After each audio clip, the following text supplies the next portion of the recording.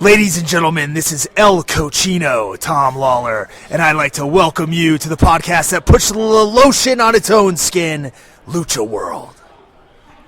Bitchin'. Words of wisdom from the one, the only, filthy Tom Lawler. Welcome to episode number 78 of LuchaWorld. LuchaWorld.com. Go check it out. All your clothing and intellectual needs can be found there by clicking the thumbnail for Designed by Humans, the most awesome t-shirts you will ever find. Also check out Amazon.com through LuchaWorld. And check out the LuchaWorld Patreon page at patreon.com/LuchaWorld, where you can make donations of $1, $3, $5 a month. A month. Can you do more than that? No, I just left it at that. Damn. I always look at I look at other people's patrons and I see that they have like $100 and it's like nobody does that. I think there's Fredo is much more humble than I am. Yeah, like I think there's one that has like $25 and like one person donates $25 a month, but it's like, come on, really? Exactly. It's wrestling. It's not. You can also go to Podbean and podbean.com and of course LuchaWorld there too, and that's $2.99 a month, right? $2.95 for the Lucha Classica podcast. The Lucha Classica podcast and whatever other podcast we add to it, which I think we might, because I think Dan has kind of agreed to return to do Slam and Stand. Yes, we have not done Slam and Stand in several years, and we're planning a reunion. Yeah, I'm still uploading the older episodes. So a lot of fun stuff to look forward to. And by the way, this is Vandal Drummond, and I am with Fredo, the engineer, the master behind LuchaWorld. And we just came back from a road trip with Dan and Mary Lou Farron.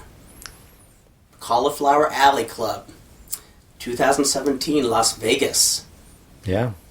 Did you have fun? I had a blast. It was one of the most enjoyable Cauliflower Alleys. Have you recovered from all that partying we did and all those crazy nights of never sleeping? Oh my God, yes. Kurt wouldn't sleep until like 4 or 5 in the morning. That's how crazy he was. That's right. Those books were really interesting. They kept you up late. And it's true. Oh my God, I went out of hand. I had 3 beers over the 3 days we were there. 3. I think I only had 2. Yeah, I think that's the only time I've been to Cauliflower where I haven't done any drinking. Yeah, and you didn't. I didn't even plan it either way. It just worked out that way. You didn't even have to drive because we just walked across the street. That was wonderful. We stayed at the Rio, which was great. Yeah, I know. Cauliflower Alley will probably be upset at us for saying this, but if you go to Cauliflower next year, if you can afford it. If you can afford it. It's held at the Gold Coast, and you get affordable rooms at the Gold Coast, but you can also get some pretty affordable rooms at the Rio across the street. Yeah. I thought they were much nicer. Our door closed this time. Oh my God, yes. Stroke of luck, folks. Yeah. We left, and then I came back to our room to find that the door was ajar. First thing I did was scramble through all our stuff. Amazingly, everything was there. Nothing was out of place. I think it was the lady that cleaned. It must have been. Because remember we talked to her that day. Yes. That was the day we talked to her. That's right. Maybe she was going to steal your lucha libre books. Or your wrestling books. Your wrestling books. Your, what was it, the Pig Farmer book? Was that one of the ones you picked up? I ain't no Pig Farmer. What other books did I bring?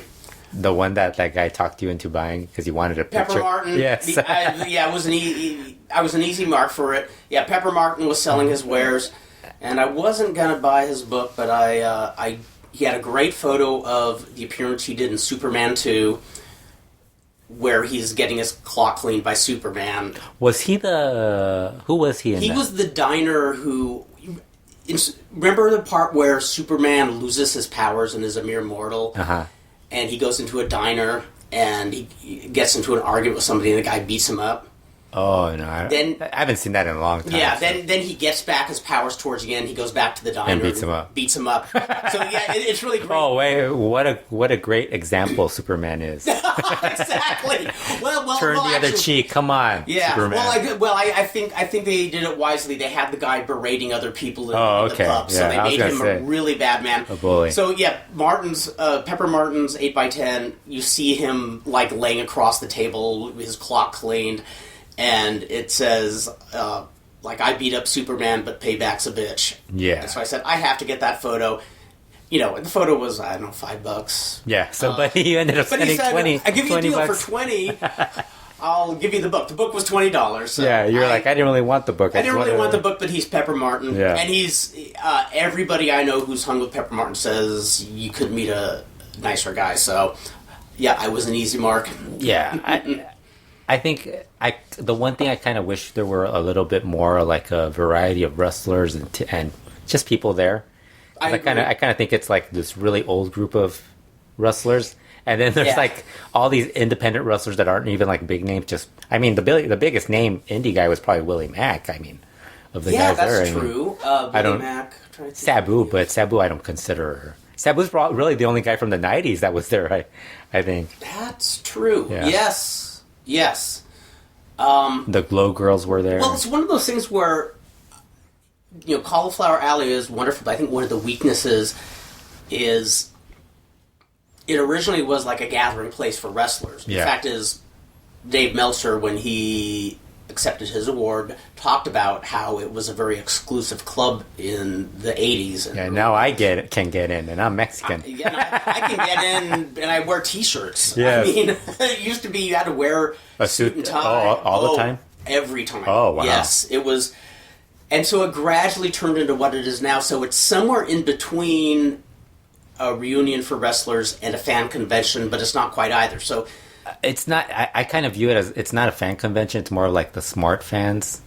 Yes, because I mean, a lot of the you don't see. Although you did have Malcolm there, so I mean, and we never seen him so soft. Yeah, he was very calm. I don't know if he goes to other conventions. I know he went to Wrestle Reunion and other stuff, and I think other people mentioned he's gone to other stuff like other conventions and stuff like that. It's this crazy fan that like will dress up as like wrestlers, and when he sees a wrestler start screaming, like I know when Conan saw him, he started yelling, "Viva la raza, arriba la raza!" And remember, Conan just had this smile, like Conan was like, "Who the fuck is this guy?" Yeah, but in a way where he's saying like he wanted to figure it out. You know? He's very curious about that stuff. Yeah, but then it's like here he was very calm, like he was like the one like that would clap the loudest and stuff like that. But he didn't shout. He didn't shout or anything. I guess he was like they told him to be a little more calmer around these. Yeah, I guess he promised Karl Lauer that he would rein himself in a bit, which he did. Yeah. So I gotta say. Yeah. Although I did like the old Malcolm. What was it, night 1 or night 2 when we got to hang out with B. Brian Blair? That was pretty. That was the first night. Yeah, that was awesome. What a nice guy. Really nice guy. I mean, I would have never thought I'd be hanging around with B. Brian Blair, the Killer Bees, at a bar. He's so approachable. Yeah, and he's really friendly. Like even afterwards, like he would go over and say, "How are you guys doing?" And if he saw you, he'd go like, "Hey, how you doing?" And that's something Cauliflower Alley I think needs is a goodwill ambassador like that, and he did it with everybody. I mean, across the board, he's making sure everybody had fun. I mean, we got to see Roy Lucier. Yes, a couple of Rapid Roy. You were pretty much hounded by a bunch of people. I mean, a lot of. Not just fans, but wrestlers that will listen to the 605 I was very podcast. tickled. We met Rosh Brown. Yeah. Who was a really nice guy. Who people were asking me who he was, and I said, I don't know. His name is. It says Skull Crusher on his tattoo. It's got to be Skull Crusher. So we looked him up, and he's a really neat guy. Both he and his wife. Yeah, really friendly. And I don't remember his last name, but Tristan. I think that was the first person who approached me. Yeah. 605. Several LuchaWorld fans came up to us, which was nice, and met a lot of really fun people. And Roy, it was great seeing you again. Yeah. First time I had seen Roy Lucier in 20 years. First time I saw Bobby Bradley in almost 20 years. Yeah, he didn't even look like Bobby. I was like, who is this guy? Yeah, and he was like this short, chubby guy, and it's like, oh, it's Bobby Bradley. Wow. Yeah, I figured it was because he was with Sabu also, so I kind of... Because I think they were like a team at one point, weren't they, or something? Yeah, I know they worked They together. wrestled at some point. He got I'd say he got most of his consistent American work in the 90s when the whole Sabu phenomenon was going on. Yeah, so that was fun. Then I think the second night, what was the Bologna Blowout? Yes. And that was they had the Glow Girls talking. Yeah. And they went on and on and on. Exactly. I know.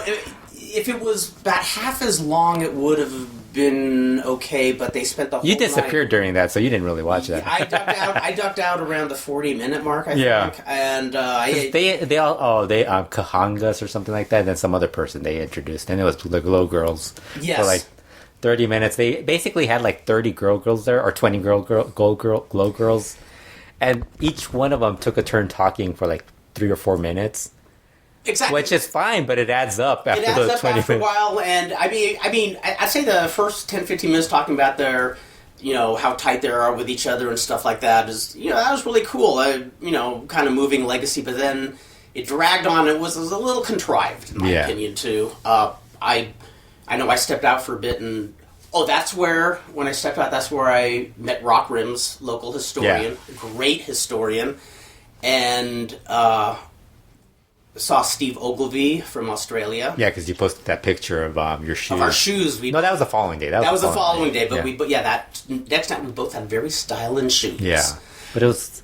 So, that makes me have to sing. Yeah, the Wednesday. My new purple shoes are amazing. The people next door. Okay. The Wednesday was the banquet. And we got to see Dave Meltzer, Brian Alvarez. That was I didn't expect Brian to be there because I think the last show I heard was like on a Friday or something, and I don't think he had made the comment that he was going to go. Although he did tell me, well, of course I was going to go. They're honoring Dave, so yes. Yeah, that makes sense. But Dan was the one that was telling us that he was going to be there, and so that was good to see them. And we got to meet Tom Lawler, Filthy Tom Lawler. What a fun guy! Yeah, really. I mean, I didn't know who he was. You and Dan probably knew him better than I did because I don't really listen to that podcast as much. Just a little bit because this last year, I have less time to listen to podcasts, so I don't catch all of the Observer podcasts. Yeah, they do so many. Also, they have the Observer, the Figure 4 Daily or whatever, and the Observer Live. You could spend your whole day listening to their shows. A really, really cool guy, though. Yeah, really nice guy. Yeah. It was fun catching up. I got to give an airplane spin to Brian Alvarez for my album.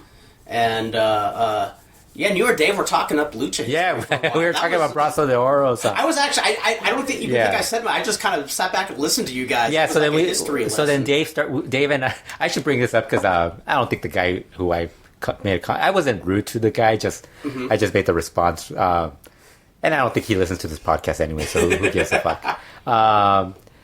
Dave and I were talking about the UWA Toreo shows in the 80s and how loaded the lineups were. And everybody was listening to us, Tom Lawler, Brian, Dan Farron. I think you were there also. Yes, I was. And this other guy. And so we're talking about how loaded they were, how the opening match you had guys who now are kind of like legends or like some of the all-time really good, talented workers. And so this guy says, like you guys are speaking about the Toreo shows, in 10 years, people will be talking about this year's New Japan in the same fashion. And Dave stayed quiet. Everybody kind of stayed quiet. And I look at Dan, and Dan is looking at me like with this smile, like, oh no, he's going to say something. Like Dan's waiting for something. Well, I think Dan was just like amused because he probably figured New Japan isn't anywhere near as good as those lineups. Because, I mean, those lineups from El Toreo had Stan Hansen, Dos Caras, Connect, Mil Mascaras, Nero Casas, Villanos, Brazos, Misioneros. I mean, I'm sorry. Yeah, Hogan. New Japan, as great as it is right now, there is no one at that level. I mean, of stardom. I mean, they're good. Okada's good. Tanahashi's good. But none of those guys are at that level of stardom as those guys who were in El Toreo. The American guys, the Japanese Fujinami, Inoki. Sayama, all those guys. The women, too. Devil Masaki. Yes, so there wasn't comparable. So then I look at Dan, and I know Dan's probably just more. And then I look at Dave, and Dave's kind of like giving him like this serious look, like yes, and I'm like, yeah, but El Toreo didn't have Yoshitatsu in opening matches. That's right. And so, I couldn't remember who said it was. And then Tom Lawler just like smiles, like. And then you asked Dave, "Is Tatsu just as bad?" Yes. And then every single one of like the Tom Lawler, Brian, and Dave are like, "Oh yeah, he's worse." Actually, they said he wasn't as bad. He was bad, but he wasn't as bad as he was at that main event. Because you could tell Volador Jr. was completely lost. And I even talked to Dave about Volador Jr. about how Dr. Lucha had asked me if I thought Volador had lost interest in what he was doing in CMLL, and I had told Dr. Lucha that he's working with Pierrot and Yoshitatsu, and some of the matches he's in, like the Gobernables matches, they're just stuff that isn't really his. Exactly. It's not where he's going to get to showcase his skill or anything. And that Dave was saying the same thing. Like, he is so talented. Yeah, so I mean, that guy is so great. Oh yeah, because I remember after you said something and after the Tatsu comments were made, the guy continued. Yes. And one of the things I said dude, was that was when I used to get the Lucha Libre mags and the El Halcon mags every week. That was in 81, 82. I'd go to downtown LA just to get every mag, and the thing I was always most excited about was getting Lucha Libre mag because they would always have the weekly Toreo lineup. Yes. And it's like opening matches were... Negro Casas was in opening matches sometimes. Yes. It's like they like even like the guys you didn't know. Like if you do research on those guys, they were fucking good. Like they were good in the territory. In their little like area that they worked at. Yeah, I don't think there's any place in history where you saw such loaded cards. I mean, it was man, if I could pick one time to live in Mexico. Even like the other promotion, Pavilion Azteca, the group that ran there, their shows were fucking insane. Like they didn't have the big stars as many, but they had like this really deep roster. As you look through like Apache's career and the Brazos and all these guys, you hear about them working those shows, and those shows were just probably not at the level of Toreo, but they were really good also. Yes. I think people just kind of viewed it, it's Super Muñecos Kids promotion, but it was actually really good. And that's something I would like to see. It was actually really good. Yeah, so we had a wonderful time. Met a whole bunch of other people. Ricky Steamboat was there. Pat there. Patterson was there. Sergeant Slaughter. Yes. I didn't realize it till today, but Jim Brunzell was there. Yeah, I saw a picture of him. Somebody posted a picture of him. Yes, I didn't even realize I'm like, there. Where was he? I don't think he went to the banquet, though. Yeah, he must have just been hanging out around the... There was a lot of people that didn't go to the banquet. Yeah, but we saw a lot of our old friends. Got to see Royal Duncan and Human Tornado was there. Human Tornado was there. Yes. We ran into him in the Rio. He stayed at the Rio too. Yeah, he went to the pool area, and we're like, yep, plenty of good-looking women there. So. Yes. Yes, lots of eye candy there. Yes. So had a wonderful time and. Met a whole lot of other people. I'm forgetting a lot of names, and we have to move on. But any bit that we haven't mentioned, just want to say we had a blast. I will now mention every Glow Girl. Go for it. I don't even know their names. I know Dan was like, "Can you name 5 Glow Girls?" I was like, Hollywood and. I'm old enough where I remember Matilda the Hun before she was even Queen Kong, when she was Queen Adrena in 1980. See, and I was like Hollywood and. I totally nerded out. Little Egypt, and the only reason I remember those are they're the ones I think are still very attractive. Cheryl Roos's are still very stunning. Yeah, but I didn't know what She's her lovely, name was. Yeah. So, before we move on to the next, just want to make a quick mention, the passing of J. Michael Kenyon, who, with the exception of Tom Burke, he's probably done more. He was doing historical research on pro wrestling long before it was cool. I would say he and Tom Burke, probably the granddaddies of wrestling historians. Wow. And I saw that. I saw that yesterday, right? Yes. I met him, I would say, about 15 years ago. Well, he passed away like 2 weeks. Last week. Like 2 weeks. Oh, was it that long ago? I think they said April 26th. I didn't realize that. I know the news just came out. Yeah. And the ironic part is, I knew it was a little late. I didn't realize it was that long after his passing. But it was actually covered on TV in the area. Oh, wow. He was like in Seattle. He was like a local celebrity. Yeah, he did radio, didn't he? Yeah, and a sports writer too, wasn't he? He was a sports writer, and he's somebody who would do a lot of binge searching on professional wrestling. He was hitting the microfilms long before everybody else, going to the libraries and checking out the microfilms. Maybe the only other exception is... I'm just glad I didn't have to go through that. Like, internet was already around. I am too. I will bow down to the people like Steve Yohe, J. Michael Kenyon, who actually took the time to go to the library. Yeah. I waited till the digital age and I subscribed to the sites. I was horrible with the Dewey Decimal Systems. I remember how many times did they constantly explain it? I think every time you switched to schools, they had one. Like if you went from elementary school, then in middle school, and then high school, they would tell you the Dewey Decimal System. It all went I never over my remember. head. Yeah, it's like I don't know. I'll just look it up. I went in alphabetical order. I was like, oh, okay, I'll look for it. That's why I was a comparative literature major instead of a math major. I was bad because I would just I wouldn't bother, and I just get whatever book I thought looked interesting, and I would. The good thing is they would always have sports books, so I was always happy with That's that. always like wrestling or sports were on there. Yeah, so anyway, I just want to say thank you, J. Michael. Yeah. I met him once about 15 years ago. Really friendly guy, too. Really fun guy. And onward and upward. What are we covering next, Fredo? Well, geez, we were like in between our Vegas trips. We were sandwiched by two pretty big, prominent deaths in Lucha Libre because both guys were very active parts of their promotions. The first one happened Friday. What was it? April 28th. That sounds right. 28th was that the yeah? Because 30th is Sunday. Yeah, April 28th. Brazo de Oro passed away. That was like really bummed. That one, yeah, that one surprised. I think that one took everyone by surprise because it's weird because I think Brazo's being short, chubby guys, you kind of like assume they're not really health nuts. So it's like you just assume, oh, these guys aren't going to be around. That I mean, we've always assumed with Super Porky since That's he was shock with everybody. Is I think the first thing since 1998, I think everybody's been wondering how long he's going to be around, and maybe before that too. But it was more prominent. I don't think any of us thought he would be the last of the three of the main Brazo trio. family. Yeah, one of the largest families. Yeah, in wrestling. That was that was kind of just one of those. That bummed me out. I got very nostalgic because I watched them the year after they lost their masks. Yeah, I think that's how most people saw them. Yes, and of course we'll go into detail. Next Lucha Classica, episode 6, will be on Los Brazos. It'll be exclusively a Los Brazos episode.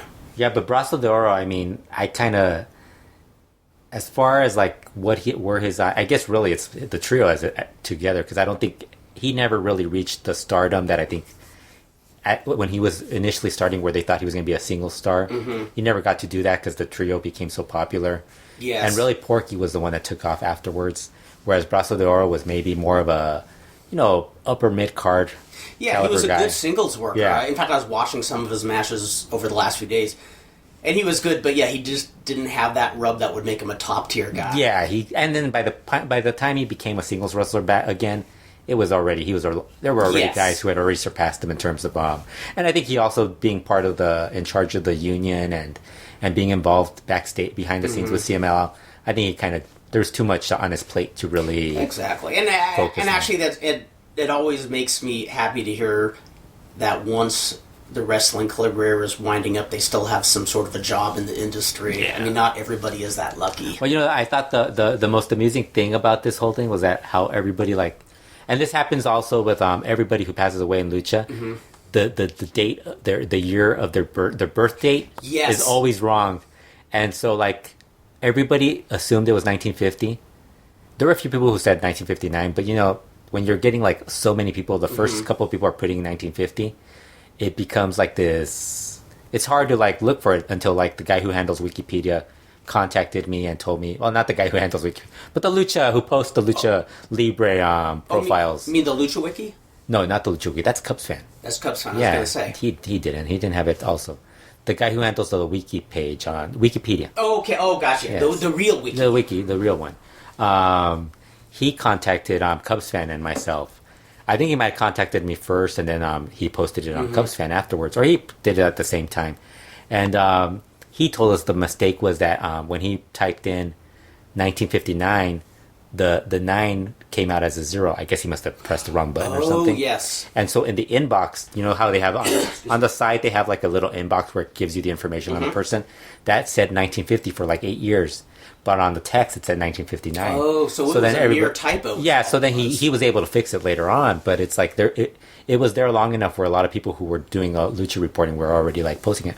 I saw it on there. I saw it on Observer. I checked on Observer, and then I checked on Cubs fans' site because they posted it early. I usually have to write a longer obit for the guys, and they they had that 66 years old. So I said, okay, they have it right.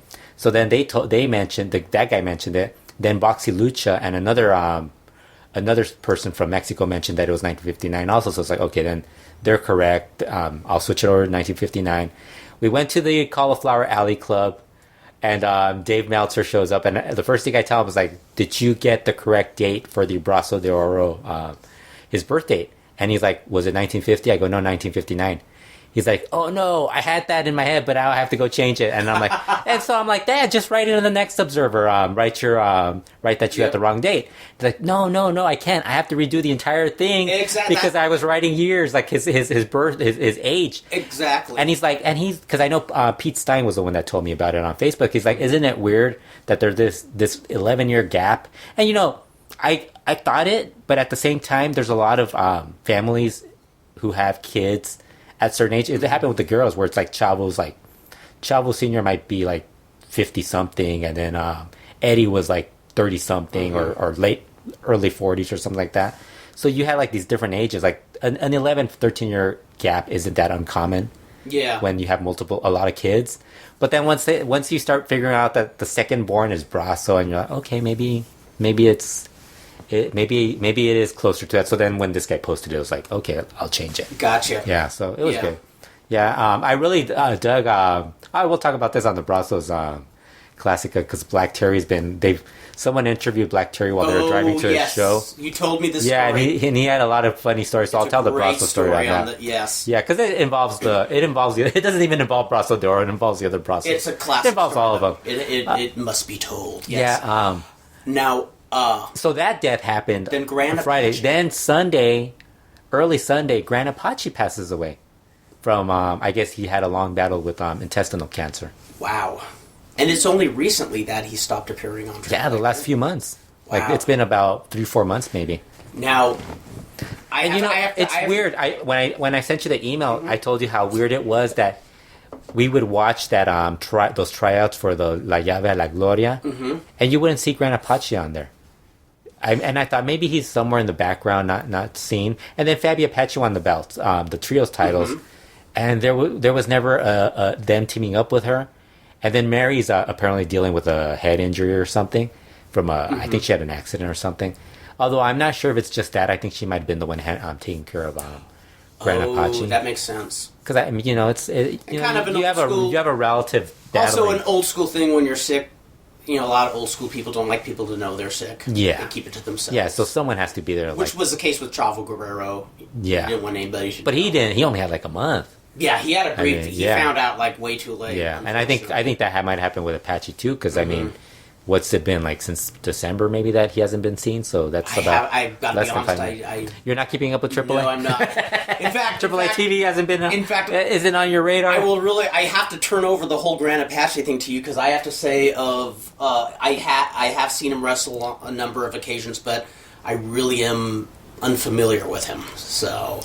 Yeah, Gran Apache started around the same time that Brazo de Oro. They have two. They were about the same age, born in the same year. They kind of started around the same time in 1975. I think he started like in August or something of 75. They both were at one point married to Lady Apache. That's true. I didn't even think of that. Yes. Trivia question. Gran Apache actually married her, like, I think she must have been like 15, 16, 17 years old. Students, yes. She had to be somewhere in her teens when he married her. So. Yes. And now she was one of his students. Yes, right? she was 15 years old. Yes, Ikes. Yeah. But, that's wrestling. That's wrestling, and, when people were making fun of Bobby Savala's comment about 15 years old, it's like, what's wrong with that? There's no, and it's like, yeah, you don't say that nowadays. It's a different day and age. Yeah. It's not 1970s. Because I think there was an 11-year age gap between the two. So yes, but still, and it's funny. He started out. I think he started as an independent, worked his way. He was going to get it. He used to train in Blue Demon's gym, and he became such a good student and wrestler that he became one of the. At a young age, he was one of the assistants to the instructor. So then he helped. At that time, there was another young guy training there, who would later take on the name of Apache too. So I think he was wrestling as La Silhouette at that time. In fact, I can't recall where I saw it, but years ago, I actually saw tape of them as a team. It's the only time I ever saw. Yeah, because they worked in Apache AAA. They worked AAA a few times, I think. Yeah. So they ended up being offered a deal to go to EMLL. Mm-hmm. But what ended up happening, Pabellon Azteca offered them more money, so they went there, and they had like this huge feud with Los Mojicanos, which is another Indian feud. It was an Indian feud. They were a mask duo, right? No. The Mojicanos? No. What am I thinking of? No. They might have worn masks at some point, but... Nah, I'm probably having a hallucination. Yeah. So then he was there for a while. He worked UWA. He went back to MLL. I think you might have seen it. That might have been where you might have seen him at least a few times. You know what? Where he would work openers. You might have seen like a clip of him. I did see an opener, and I can't remember if Gran Apache 2 was on this one. Not him, Gran Apache. No, yeah, but straight Gran Apache, I definitely saw Gran him. Apache 2 wasn't there. He was never in CMLL? No, he wasn't Okay, because I do remember, I think it was 1990, it was an opener when Casas was still with UWA. I saw Negro Casas, Canelo Casas, and I can't remember who they teamed with, but Gran Apache was in the other team. That might have been UWA then. No, it was definitely CMLL. It can, because Negro Casas wouldn't have teamed with Canelo and EMLL. It was like a one-night thing. Oh, maybe. No, seriously, yeah. Might have been a Coliseo show. Or yes, it was something Coliseo. like that. Yeah, okay. It wasn't Arena Mexico. If it's Coliseo, then anything happens. What I remember that surprised me so much about it was the Technicos won 2 straight falls, which almost never happened. And, of course, being a Casas fan in the 4th year, and being younger and a little more immature, I was livid that Negro Casas had to drop 2 straight falls. But, the weird thing is, young. Like, with the Apache, maybe Apache 2 was there at one point, but it's like, those guys like the Apaches, Panico, yes, all those like that group of guys, they're kind of like the same group of guys. Same physique, It's like you couldn't even tell the difference. And they all have that same gnarly badass. Yes, like their Commander Russo was. I was the only. I know I'm in the minority, but I dug watching Panico and Commander Russo, and I in hindsight, I know why, because they were opening back guys for the most part.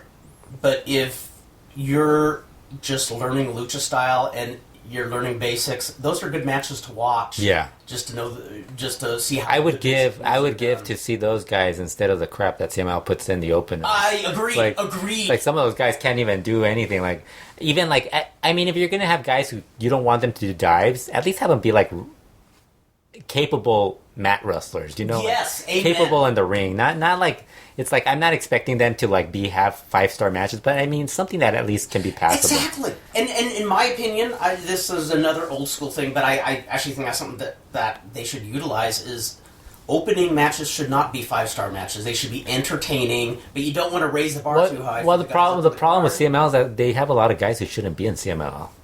I agree. There's like at least half the roster. It's my favorite promotion, but still. Half their roster shouldn't be there because your opening match guys should be guys that are trying to move up. And maybe you have them there and they kind of explain to them 6 months. If you're good, you move up. If not, we'll let you know. If you want to continue, stick it out for another couple of months. We'll come back to you. If not, you could leave or whatever. But it's like they have all these guys who you just know aren't going to do anything. No, they've lowered their standards. Yes, Sangre Imperial isn't good. Canelo Casas. Some of these guys are even working third matches too, which is really like it's starting to. I know when I didn't even get to ask Dave about his comment about how CML now has more talent than they used to have. Because it's like, I was like, there's no way they have more talent now than, they don't have as much talent as they had 2 or 3 years ago when Sombra and Mascara Dorado were there and couple of other guys that have Rey Scorpion, all those guys have left. It's like... And it seems like the people in those positions, the wrestlers in those positions aren't really even striving to... Yeah, it's like, they're not that good. So back to Apache, then he pretty much, the majority of his career was with AAA. He was one of the Chivas Rayadas. That's where him and... That was AAA, right? Yes. Apache, him, and the other Apache were the Chivas Rayadas. Mm-hmm. That you should remember that. The goats, the soccer playing goats. Yes. I remember that, and I remember that in the same vein of when America Roca was one half of Los Bale. Yeah. They only used them like for a few weeks, and I was pissed. I loved Los Bale. Yeah. And then after that, he kind of would go back to Japan. And that's where he started training a lot of he started training a lot. He was already training a lot of the talent in Mexico, the women and all that stuff. He he went to Japan, and I think he trained some of the women that would eventually work for Arsion and some of those promotions. I think he trained Yoshida, one of those. Oh wow, really? One of the bigger names from that era. Oh, I didn't know that. Yes, there's a couple of girls that he trained a lot of them. Well, because Fabi and Mary were there. From there, that I think around 2005 was when probably one of the biggest storyline feuds with Billy Boy of AAA started. Wait, was it that long ago? Yeah. Yeah. The Apache family feud that included Gran Apache, Fabi Apache, and Billy Boy. Yes. Which was, you probably didn't watch it. I didn't watch it, but no, I remember. I just remember because it was such a unique gimmick. It was like mixing soap opera and wrestling. Yeah. More so than before. Yeah, it's so cool. It was so interesting because it just started as like Fabi missed a show because she was injured. And they showed this little clip of her talking to this mystery man that she was supposedly going to marry, but she had to introduce to her father. She her dad finds out that it's Billy Boy. He doesn't approve because he didn't like the Barrio Boys to begin with. He doesn't like because they had already done. Oh, he had the Oscar Sevilla feud before that. I don't think you ever saw that. No, I didn't. No.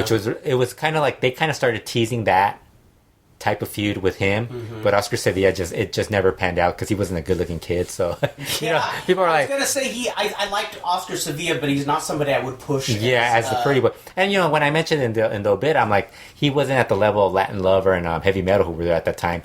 Whereas Billy Boy, he didn't have the look, but he could play off the role because he was a young guy. He could play off more of the role. Plus, he was married to Fabi at that point. So they did that whole feud. I mean, within the first year, I mean, they had so many things. Tiffany was involved. Estrellita was involved. Apache and Billy Boy had this wild hair match. Tons of blood. Billy Boy ends up winning. He had actually promised that if he didn't win, he would not only retire, but he would leave Fabi Apache alone. Like he would leave her. And so after that match is won. This is probably, I think this might have been the match where they win. I know baby Marvin shows up. Fabi and Billy Boy's son shows up, and I think Billy Boy grabs him and holds him while he's bleeding. I think that might have been the match. Lord. I think there's a picture of that. Oh, Lord. And then like the feud continued. I mean, it just kept going. At one point, Billy Boy goes crazy. He gets sent to the psych ward. We're probably gonna have to do a podcast about this entire storyline. Yeah. So then I probably should get like Rob to get Rob in on this.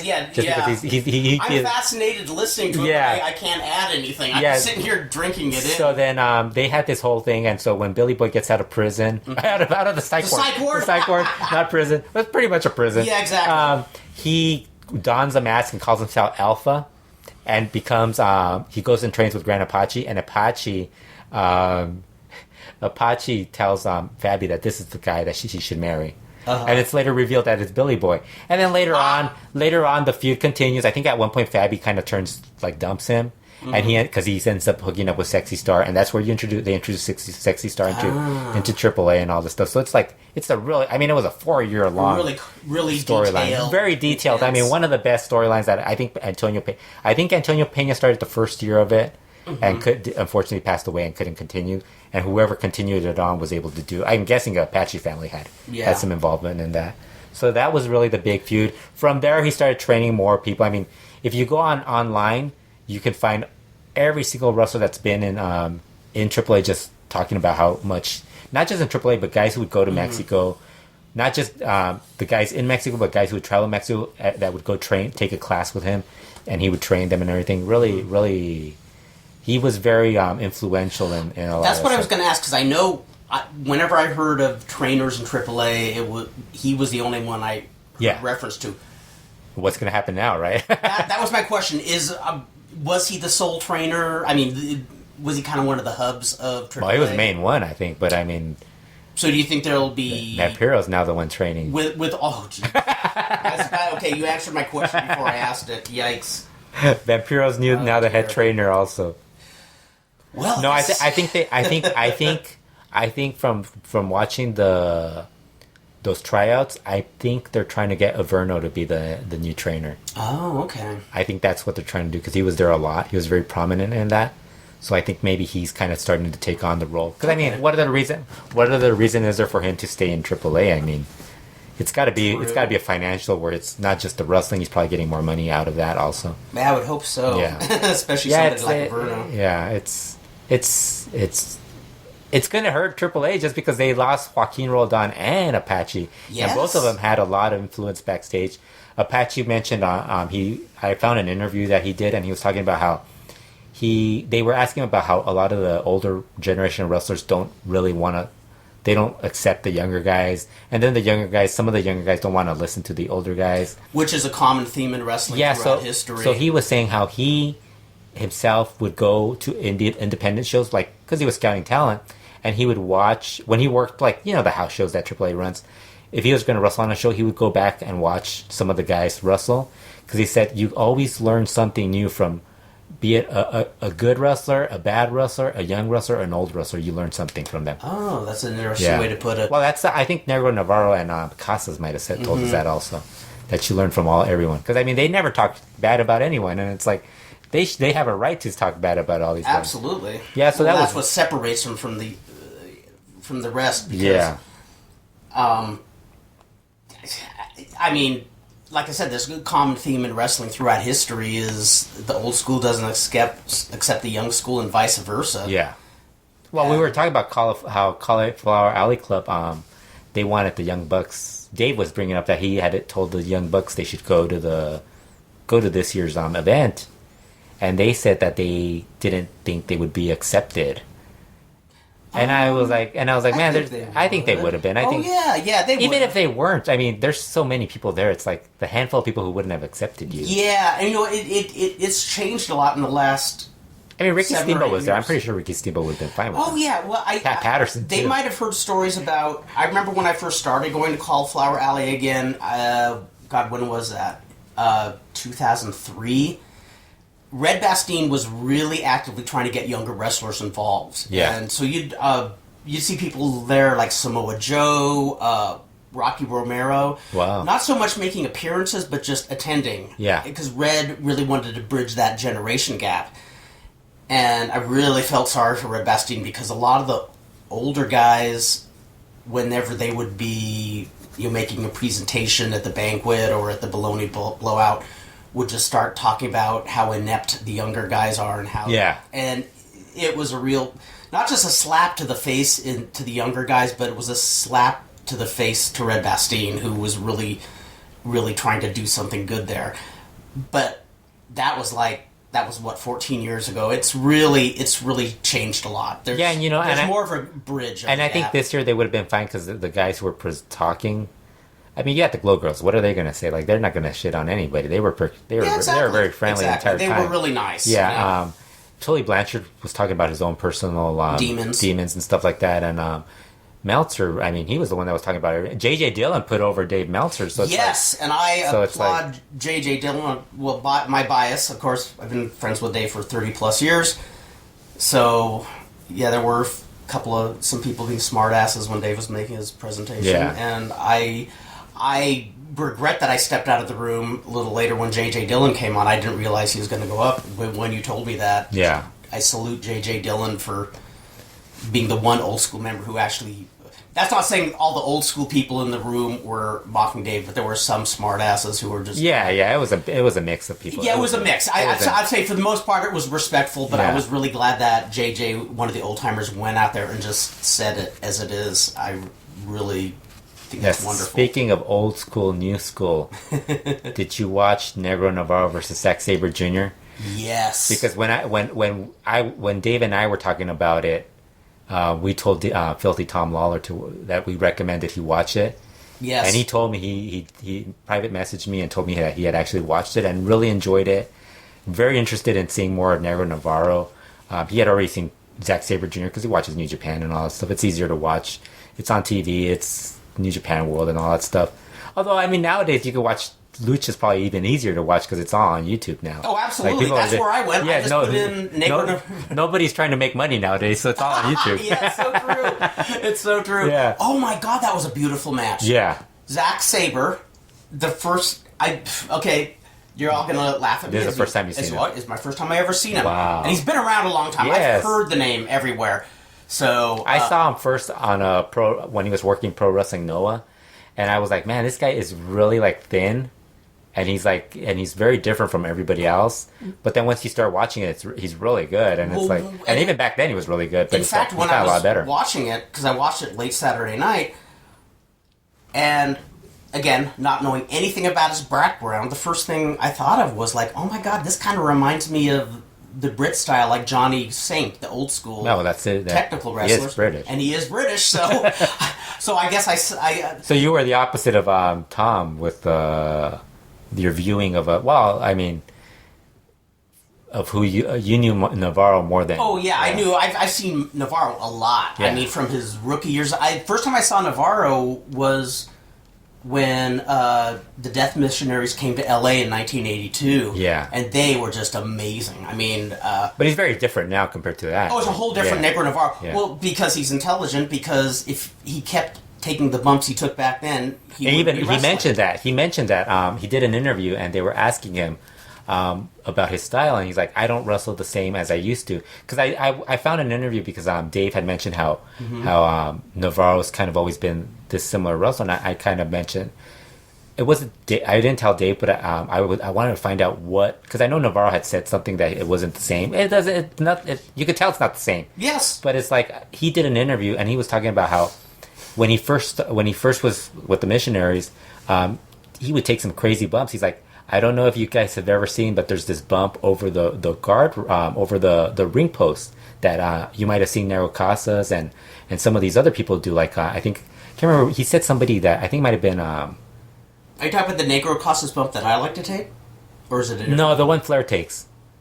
Oh, okay, yes. Casas takes that one too every once in a while. Yes. But there's another one. There's another guy I can't remember who he said. It was somebody he said, have you seen that guy take that bump? And I just can't remember who it was that he said. And he said, I used to take that bump. He's like, but what happens is after you take that bump a few times, you start wondering, is it really worth it? Like, because you're going to hurt yourself. And it's like, it's not worth it. So I think around 89, 90 was around the time that he started deciding to stop taking certain bumps. And he started more building his, the style of the Maestro style, the Llaveo, Rastalona style. And I really do wish that, one, I think mat wrestling looks cool. And even for the guys who do all the high spots, I think it looks cool, the old school, how you start off doing the mat wrestling, and then the pace would pick up into high spots. And they never did that. They never, other than chopping each other, but they never really did that. Yes, they never went beyond they stuck to the mat wrestling, and they did a couple of chops. And it was great. Yeah. It was awesome. And when he works with Terry, it's very different with Black Terry, where Black Terry takes a lot of bumps, and he's a little more. When they work with the Panther and Blue Panther, that tag match, that was really good. They did a little more of he did a little more of a bumping and stuff like that, but it was never anything like crazy bumping like the, like a Rey Escorpion. Exactly, like oh, definitely. Where you're thinking, oh my God. Well, based on that match alone, I'm a huge Zack Sabre fan. Not because he put over Daga too. The next week he worked Daga in Tijuana, and he lost to him too. Oh man, I loved it because not only that's an old school thing, because usually yes. Well, guys complain. Like, we've been to shows where guys complain about doing a job, and it's like, dude, you got to put over the guy who's like the established name. And not only did he put him over clean, but he bowed to him after the match, and then Negro Navarro bowed to him, and I just thought, this is got money thrown and stuff like that too. Yes, those bridges he does. Yeah. Oh my God. It looks painful on your neck. It does, but he does those. I wouldn't try them because I'd probably just bump my head. And you know what I really like? He does them so fluidly. I like the spot where he grabbed to break out of a hold. He grabbed his wrist and he kept just bending the wrist, and you hear Negro Navarro just screaming the entire time. Yes, it's like a judo wrist lock, and that's one of those things that hurts more than it looks like it does. Yeah. And I thought, man, this is really good. And I thought it was a really good match. I don't know. There's a lot of people who are saying that it's the most important match of 2017. I was like, it was good, but there's been so many good matches. A lot of great matches. It's definitely in my top 5. I would say that, yes. I still kind of like the Hechicero Caifán match, just because I think for me, I like having a mix of not just the mat wrestling. Like you were saying, you like the high flying. And, and these guys can mix it up a little more with brawling and stuff like that. That's why I would love the mat work to be worked in more often, is because you could still do the high flying, but you don't have to bump from start to finish. And I really like that tag match that Volador Jr. That is my favorite match so far this year. And the Dragon League Kamitachi match and stuff like that. So there's a lot of stuff. I love the Rush Alley Park brawl that they had. There's been some great wrestling. There's been a lot of great wrestling, like, and I've actually seen some. Yes, you know, you think when you go through like, people will be like, man, there's not a lot of good wrestling. But if you can come up with 10 great matches, and it's barely like 4 months in, it's a pretty good year for wrestling. I mean, it's not. It is. You can't expect all the I know some people weren't really as excited about the Aerostar Superfly mask hair match. I like that match.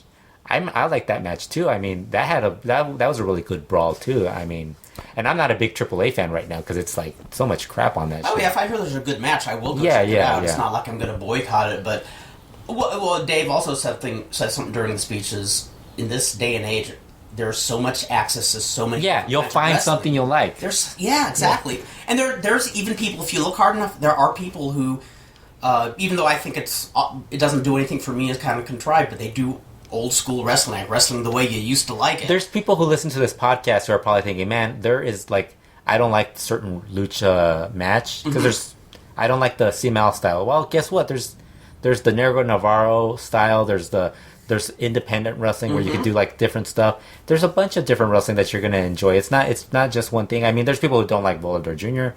I don't know why. Those people are insane. I am in agreement. You got it. Volador Jr. is like the greatest wrestler of all time. He's awesome. He is awesome. He's the coolest. He's not the greatest wrestler of all time, but he's cool though. But no, he is. He is an awesome wrestler. Yes. He's very, very good.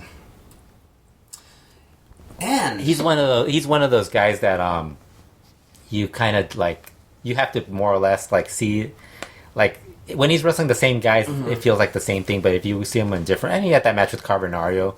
There's people who don't like Volador who actually like that match. I mean, this upcoming week we're going to get Rey Cometa versus Verano Jr., which should be great. Nice. You're getting something different every couple of Exactly. There's something for everybody out there. I think that's where you start worrying about like, hey, and speaking of something for everybody, I know you watched this in Vegas. This is obviously our leading contender for match of the year.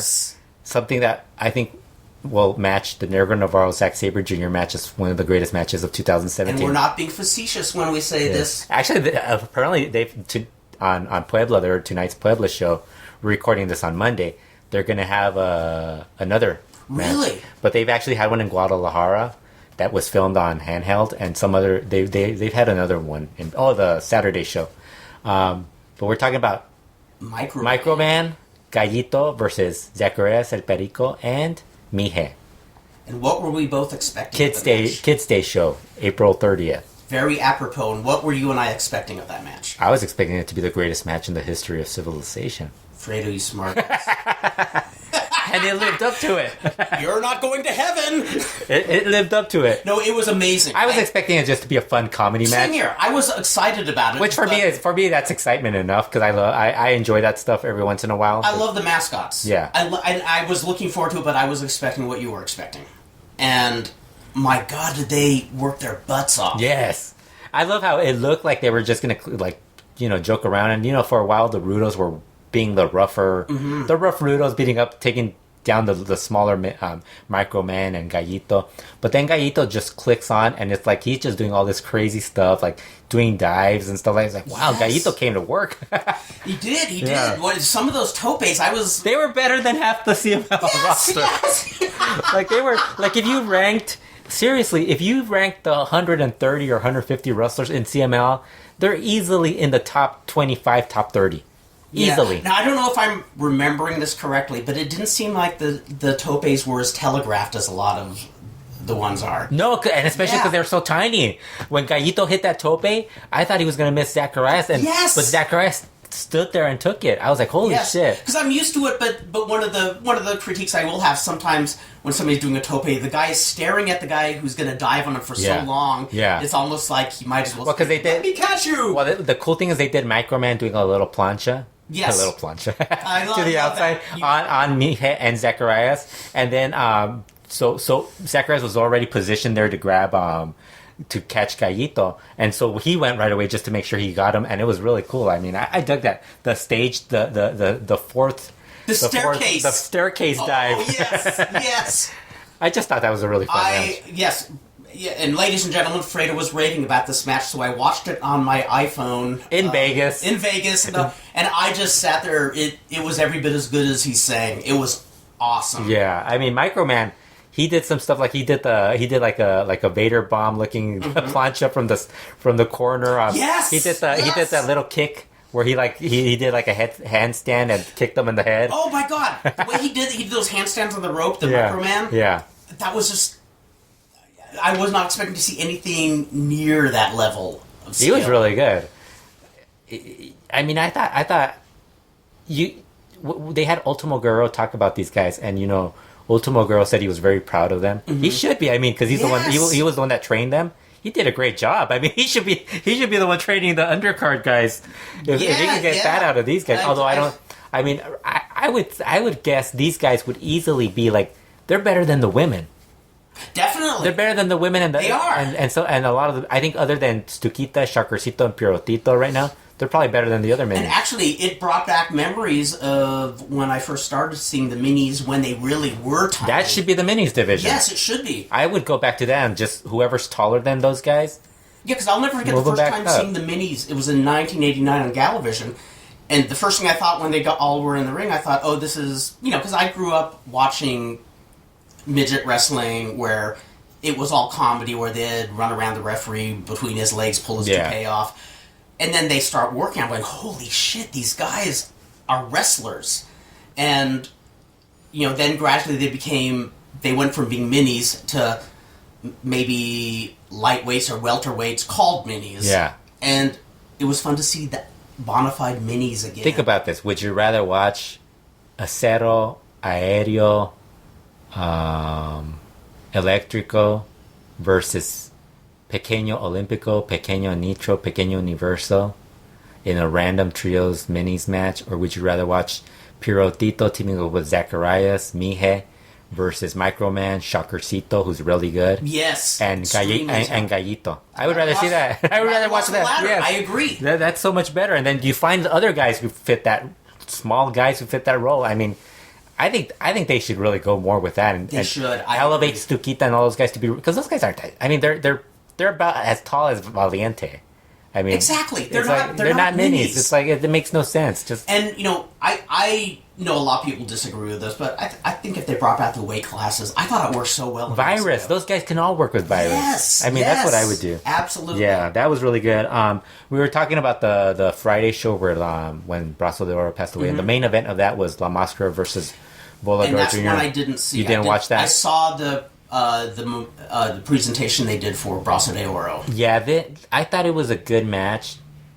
I think prior to that, Steve had mentioned he did the podcast that weekend. He said he thought it was going to be like a lot better, and I kind of wasn't. I mean, Brazo de Oro passed away, so you knew La Mascara. His father died. Considering, and I'm not a big La Mascara fan, so I don't think he's at that level where people think he is. Not. So I thought it was a lot better than I expected it would be. So even with the passing of Brazo de Oro, probably with a heavy heart, he probably put his working shoes on a little more than usual. Yeah, and that made it. And I thought I thought the crowd reacted properly. That's nice. Cheering him, and he actually at the end got the win. I don't know if that was the direction they were going with. But with CML, you never know. I mean, it can't just be. It could have been him just winning either way. Well, in fact, that's one of the things I like about. But I thought it was CMLL. cool that I was glad that Volador Jr. put him over, and afterwards it is nice. Stuff like that. It is nice. But I don't think Brazo de Oro died. Mascara's going to win. I didn't think that. I thought it's possible he's going to win anyways. Yeah. It's like, but at the end he went and grabbed the banner from the crowd that said "Descansa en paz." Oh, wow. Brazo de Oro, and he took pictures with it and stuff like that. So it was really good. It was an emotional show. Niebla Roja is still with Los Guerreros Laguneros. We're pretty much predicting this is going to be like the Tarzan boy, Emilio Charles Jr. turn. Remember from like 2000? Oh God, that went like a long time. Yeah, that went like for months. They kept teasing it for several months until finally it turned. I think that's probably going to happen as well. Volador Jr., Dragon Lee are going to be representing CML in the Best of the Super Juniors tournament. Sweet. In New Japan, so that should be choices. Good. Dave was really excited about that. He asked us, dude, he's like, did you guys see that Dragon Lee and he was like, yeah, Dragon Lee's going to be in the great, amazing block of the block A, or I can't remember what block it is, but he's in there with Ricochet, Will Ospreay, and all these guys. Oh, wow. So it's going to be a really good tournament. It's funny, like Dave, everybody always talks about, oh, he's not that interested. Like they start about, oh, he's only interested in MMA. But it's like, even Brian was pointing out that, like, because I was asking Brian, have you guys, because Brian, he only has time to watch a handful of, like, he'll watch Raw, Yeah, SmackDown. almost so many hours in the day. Yeah, SmackDown. You know, we all give him grief for it. Like, I've even told him, we give you grief for it. And he's like, yeah, but he's like, I also rewatched Nitro and Raw. And he's like, the Nitro show was 3 hours long and it wasn't good. And I go, well, that's the thing. Like, because I don't rewatch it. So it's like, I just remember the good points. But I know it was bad because I remember like, my dad would watch it every once in a while. He was like, man, this shit is horrible. Why would you watch this? Oh, I remember how just as a fanboy in the 90s, you know, I was so enjoying being a fan of WCW that when it started, like, plummeting, it was painful to watch. Well, you know, even, like, when Nitro first started, I mean, you would get, like, the 1 hour episodes, I think almost all of them were pretty good. Mm-hmm. But when they added 2 hours, then you were getting, like, some stuff, like, you would have, like, Ice Train versus Hard Work Bobby Walker. Yes, or some shit like that, and it was like, oh, man, who wants to watch this? Or you'd have, like, Hulk Hogan. Glacier. Yeah, Glacier versus Ice Train. That's right. Van Hammer's back. Hard Body Harrison versus Van Hammer, or Kidman. Well, Kidman was good, so. But you'd have all these other, like, sometimes you'd have like a women's match. Malaya Hosaka was at the. I thought I saw her. Yeah, she was there. I thought I saw her. She was there just for the match, but I didn't really see her afterwards. She looked good, but she looked different without makeup. Yeah, well, and all women do, but she still looked good. She still looked good. Yeah. But it was like, so he was saying that, and then I told him, well, why don't you guys split it up so Dave has that? He's like, well, we kind of try to do that, but Dave watches everything anyways.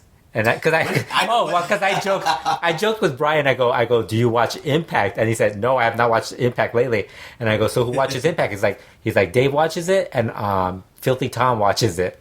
That's great. And so I started talking to Filthy Tom Lawler about Impact, and so he just started telling me this stuff that he did, where he doesn't watch it sometimes and just like goes off whatever he read on the recap or something. I would do the same. And that's what I was telling him that we've done, like. Whenever they ask when we talk about AAA, we've thought of doing that sometimes, or Lucha Underground. Well, I remember about. We don't, but it's like. Yeah, I remember about 7-8 years ago when TNA was just really god awful. I never watched it. Years ago. I looked it's weird to think it's years ago. Yeah, it's still bad. But no, I remember that was when I was doing, going running for like an hour at a time. Yeah. I would put on my headphones and I would just enjoy listening to Brian and Vinny cover the TNA show. Because I wouldn't watch the show, but I was like, I'd be hysterically laughing when I heard their review of it. And I salute them for enduring it. But it was very entertaining to me to hear just what a train wreck it was. Yeah, it was almost as good as when in the early '80s when Norman Dooley, who put out a bulletin called Weasel's World of Wrestling, would go to the Pothos ICW shows. Oh, those shows look so depressing. They were so bad, but I loved reading his reviews because when he said how bad they are, I'm not exaggerating. You'd be in tears laughing. The one that still sticks out to me says when they're at the souvenir table, they had like T-shirts 8x10s, and for $5 you could get a surprise package. My friend bought a surprise package, and boy was he surprised. They had photos of wrestlers that never worked for ICW, and this is the kicker, and a picture of a telephone. Yes, and he said something like, "Yes, you read that right." So bad wrestling there's you have to have some sacrificial lambs to watch. But if you have that sacrificial lamb to watch bad wrestling, it's entertaining for the rest of us to read about it. Well, I think that's why Meltzer, like, he's kind of the one that has to do that. Yes, and I think he's kind of from meeting him and talking to him, it kind of seems like he's It's his job, you know. It's basically what he's got to... And actually, when he was talking with you about stuff, I realized, wow, he's watching more than I thought he was. Yeah. I didn't think he was going to watch the Negro Navarro Zack Sabre match. Married with 2 kids, and I know he's a conscientious father, is into his kids. Brian is the same now. He has a daughter. Damn. I'm impressed. Yeah. Well, speaking of bad wrestling, are you going to watch AAA's Verano de Escandalo? Absolutely not. It's going to happen on June 4th. So you'll probably... I think I'm doing something. It's going to be in Juarez. Do you think you might want to take a road trip to Juarez and watch... Isn't there like a miniature golf tournament we can go check out instead? You know, they actually have the main event for that show. It's going to be a 6-way mask match featuring Dr. Wagner Jr., Psycho Clown, Murder Clown, Monster Clown, Soul Rocker, and Carta Brava Jr. So a lot of people are already upset. Now, really, you see those 6 names. Do you really think do you think this is really going to affect the Triple Mania main event of Dr. Wagner Jr. versus Psycho Clown? No. But there are people who are worried that this is going to happen. It's like, guys, come on. Yeah. You really think... it's obvious Carta Brava Jr. or Soul Rocker are going to be the ones losing their mask. I mean, come on. Oh, absolutely. It's like... so people are like... I was laughing at that, but that's the big main event for that show. The semi-main event is Hijo del Fantasma versus Kevin Cross. Pimpinela Escarlata versus Mamba. Oh, a singles? In a hair match. Bull Terrier hair match. I might watch it. It's a Bull Terrier match, though. Oh dear. That's the one where they chain up. That could get pretty kinky with those two. It's horrible. Like, yeah, I know it'd be horrible, but yeah, the rest of the card. I mean, there's a tag title match: Dark Cuervo, Dark Scoria versus Messias and Pagano. A couple of the first 2 matches are, you know, but I mean, it doesn't seem like this card that it's like AAA. You know, you really like when I was talking to Dr. Lucha, it's like it's amazing to see AAA's roster now and compare it to 2-3 years ago when they had one of the, like, they were really starting to pick up steam and be like the number 1 promotion in Mexico and one of the top 3 or 4 promotions in the world. And now it's like, I think they're living off the AAA name, but the roster's just nothing compared to the... Yeah, seems like the bones of AAA. Yeah. Just, the meat is gone. Yeah, I look forward to hearing about the Impact debut of Polvo de Estrellas. Really? No, I'm joking. I thought you were serious. It wouldn't shock me, but no, I'd actually watch that just to see. You'd be like, yes, I would watch that. I will go on record. If Polvo de Estrellas makes an appearance on an Impact taping, I will watch that episode of Impact. I will too. Just because it'd be so hilarious. I make a vow and I'll try to see it as it airs. You know, it's funny, like, everybody shits on Polvo de Estrellas because he's like the chubby Goldust looking guy. But, you know, it's amusing. To me, it's amusing. It's like a comedy-looking thing. Like, it's entertaining. Yeah. It's entertaining. I don't want to see his matches, but it's like, it always amuses me. It always cracks me up because it's like, here's Mexican and Goldust. Yeah. So I think that's all we have for this week. So okay, well, ladies and gentlemen, thank you for listening once again. It was fun going over our Cauliflower week, and hope you will be listening to Lucha Classica. And until then, ladies and gentlemen, Hare Krishna.